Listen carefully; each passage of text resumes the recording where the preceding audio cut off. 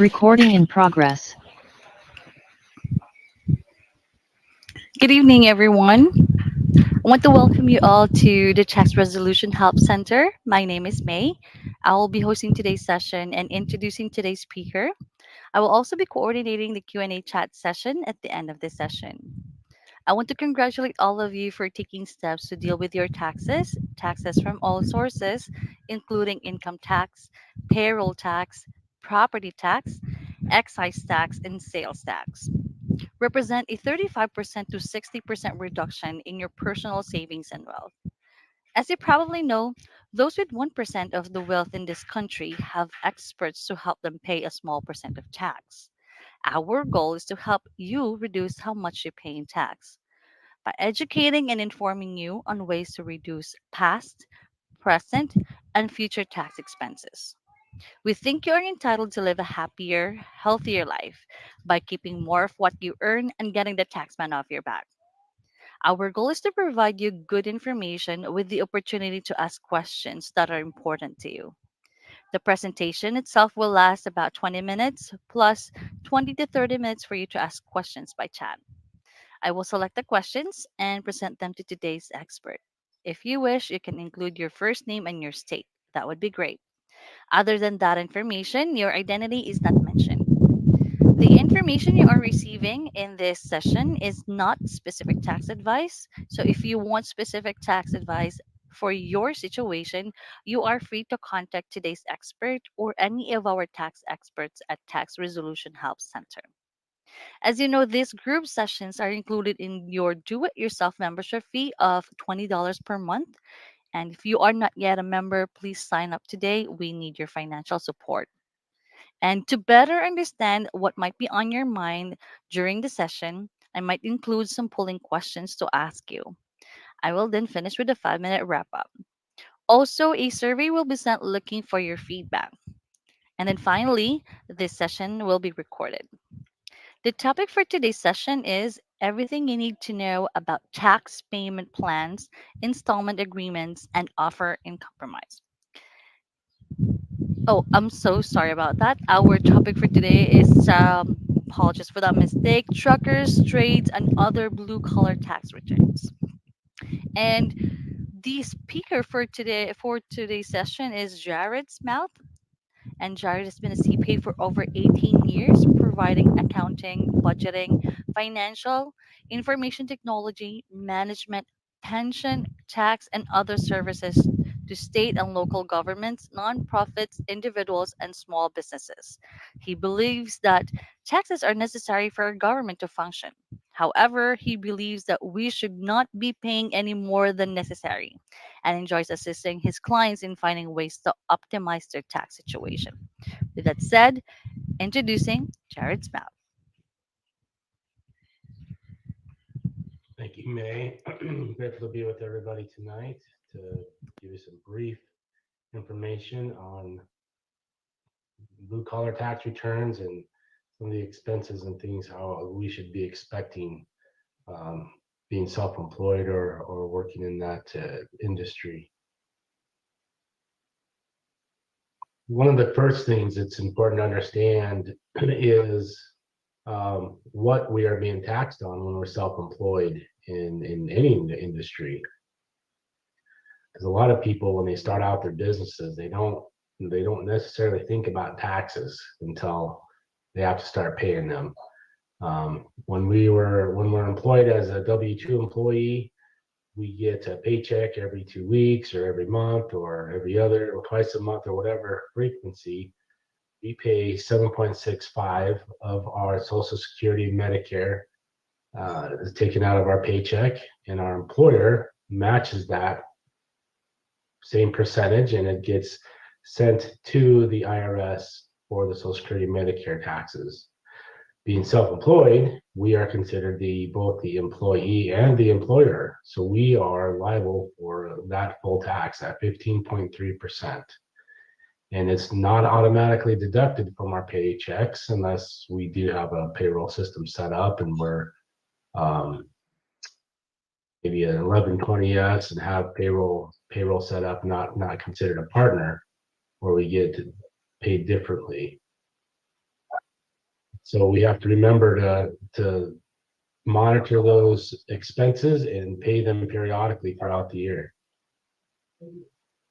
And then with our ordinary tax, our net earnings are added to any other income that we have and put into the tax brackets and calculated for what we owe based upon that net income. One of the good things, I guess, if you consider it good, if you're having a loss, and we don't want to lose money, but sometimes we have years that are we have losses. Those losses can offset our ordinary income from other sources. One of the things being self-employed also is you get to deduct 1/2 of your self-employment tax from income. And you also get 5% of your net self-employment earnings from your income through tax year 2025. And again, we need to get into a good habit of estimating our tax liability throughout the year and make those payments quarterly so we don't get hit with big bill when we file our taxes and penalties and interest for not filing on a quarterly basis. So the purpose of this presentation is to help you find ways to appropriately bring down your net earnings to avoid higher self-employment and income taxes. I'm not advocating that you decrease your income, but if you have expenses, then you need to make sure that we're accounting for all of them. So what are some of the costs you can have? When you're starting out, you're going to have startup costs, and some of those will translate into ongoing costs. But if you're trying to figure out where to start a business, what to do, where to have your office, where to market to, you're going to be doing some research, figuring out what is out there and what people want. You're going to have organizational costs. You need help to formally, legally formalize your business, whether you use an attorney or not, or if you do it yourself through software packages or online services. You're going to have some costs there. You're also going to have some capital purchases if you have a standalone office building, or you're renting a space. You could be working out of your home. Typically, a lot of these industry businesses where you have like maybe an HVAC or plumbing or something, not necessarily working out of your home too much, because you might have a lot of inventory or vans or equipment that you need to have housed somewhere else. Planning and development, if you need to hire and put and train staff before you open your doors. And then if you have to rent equipment or machinery, these are all costs that may or may not be depreciated or amortized over time. Depreciation is taking an asset and expensing it over its useful life. Every piece of material, tangible asset has some useful life. It has a useful life the IRS considers. Could be 3 years, 5 years, 7 years, 10 years. And depreciation takes that cost and expenses a piece of it equally or some other method over that life of the asset. And amortization costs are things that don't have an asset associated with it, that like these startup costs here, your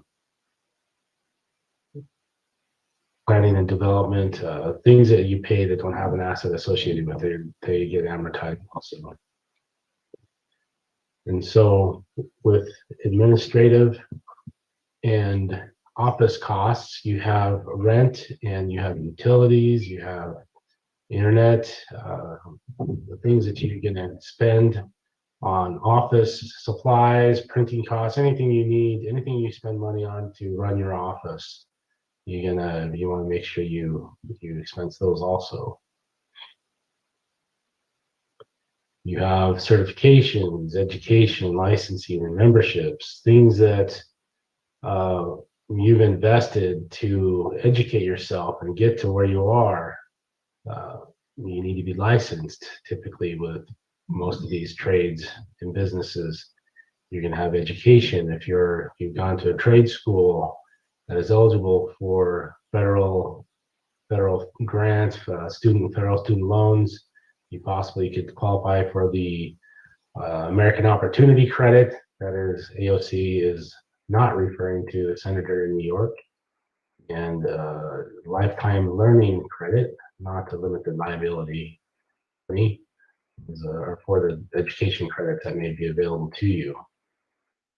Um, Licensing for your specific trade, membership fees to trade organizations, and unions, associations, and subscriptions in trade magazines. I just got a message that my screen is too dark. I have no way to make it any lighter. The presentation is very light. So I apologize for that.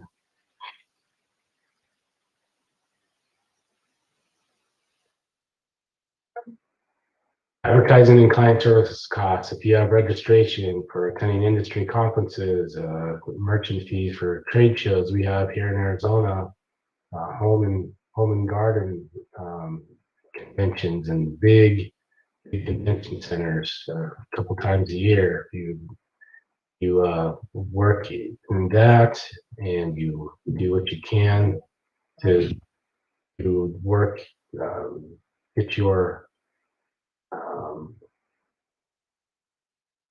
your business, anything that you spend, travel expenses, dining, entertainment. You take some clients out to dinner, gifts that you spend, that you buy to give to your specific clients, or you give out as novelty things. And there's other expenses to consider. You got banking, credit card processing, and financial services fees. If you take a loan out to finance some things, you can deduct the interest you pay on that. You cannot deduct the actual loan and principal payments themselves, but the interest that you pay towards that loan you can. If you spend money on your tax returns, whether it's a CPA to do them for you or software to do it yourself. If you do work out of your home, you can deduct a portion of your housing costs, depending upon the percentage of your house that your home office takes up. For example, if you have a 5,000 square foot home and you have a 1,000 square foot office space, you can take 20% of your housing costs towards as deductions. If you engage professional services, an accountant, attorney's fees, a lawyer, anybody that charges you for their services to run your business. Uniforms for your employees. One of the biggest expenses for those that are move around and travel around to different sites. Mileage and vehicle costs, mileage, fuel and gas, lease, rental, tires, insurance, anything that you spend on your vehicles can become huge expenses for you to deduct. So the rule of the day, if you spent money to make money, is most likely a deductible expense. The most important thing is to keep accurate records, because you don't want to get at the end of the year and try to put all this stuff together, because it'll frustrate your accountant to try and piece everything together at year end, but it'll also frustrate yourself, and you'll lose out on expenses and be taxed more than you should. So I suggest use software. There's a lot of a lot of products out there you can connect your bank to. So keep a separate bank account for your business. Keep it separate from your personal, and your bank feeds will feed into the software, and you just got to go in periodically and categorize them. You can also set up categorization rules that will categorize them for you automatically. But it's an excellent way to keep track of your expenses so that you are not being taxed on more than you should be taxed. And with that, I will turn it over to May to finish up. All right, thank you very much, Jared. So this is very an interesting topic when it comes to expenses if they're starting the business. So we did receive a question here from this is from our Facebook. live audience, and he's asking if is tax avoidance legal? Tricky question. If you're trying to avoid to not have to pay taxes at all on things that you legally should be paying, no, that is not legal. You can avoid paying taxes and expect to get away. It always catches up to you. It will. What I don't consider strategizing and optimizing your tax situation as avoiding it. You're legally doing what you can to not pay more than you should. But if you're trying to avoid it, um, yeah, that's not going to work for you. A lot of the organized crime out there, a lot of the ways that they catch them is by tax evasion. They may not catch them on the actual crimes of whatever they're selling or doing, but they will catch them on tax evasion and put them to jail for that. Oh, that's oh my god, that's a Kind big. of a stretch, I know, but it's just an example to let you know that they're pretty serious about people that deliberately avoid paying taxes. Mm, well, that's a good thing to know. Um, so that too, we can avoid that in the future. Well, thank you, Jared, for that answer. But is there any other option, or maybe you any tip, the best tip that they need to do to lower down their taxes?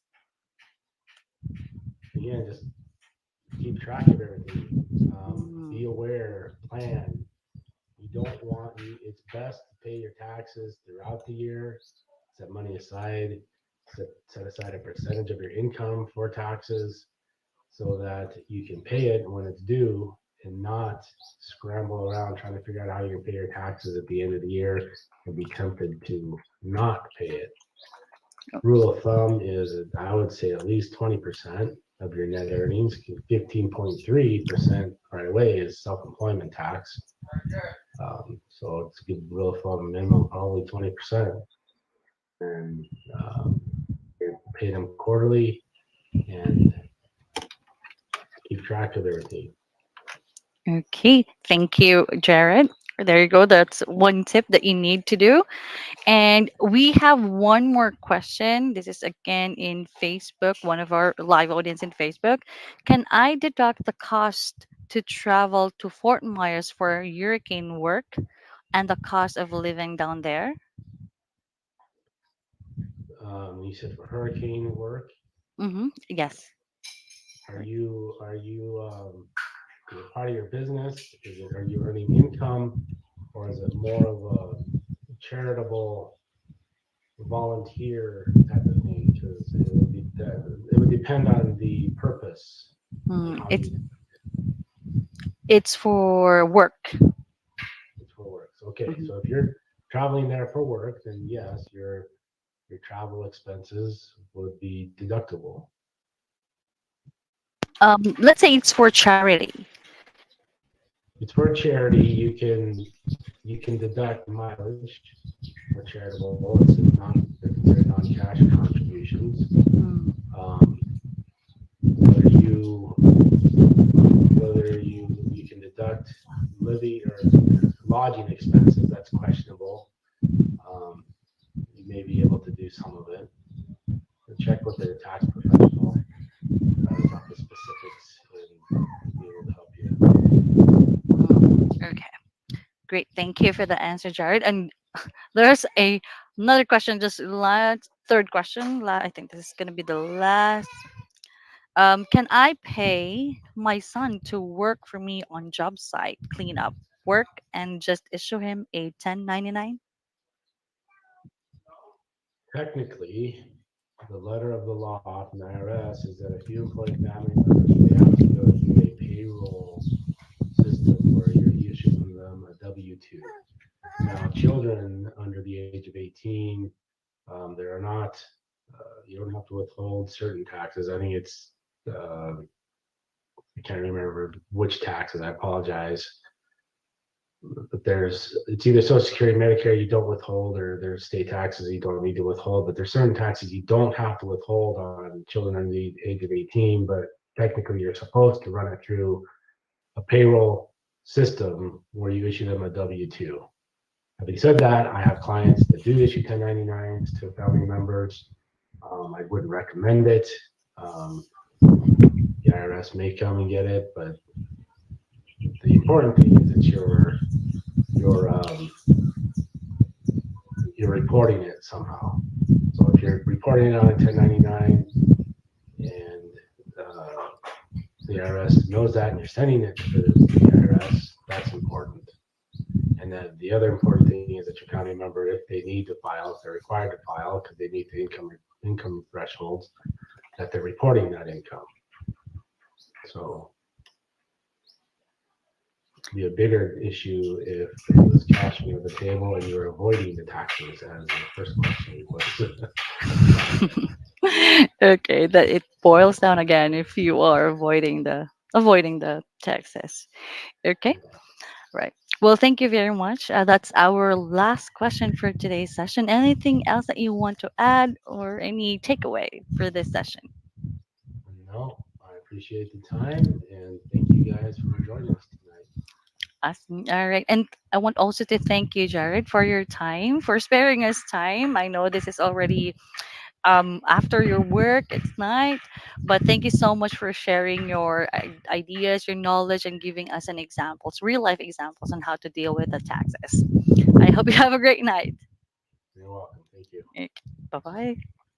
All right. So I want also to thank everyone for joining us again for this session.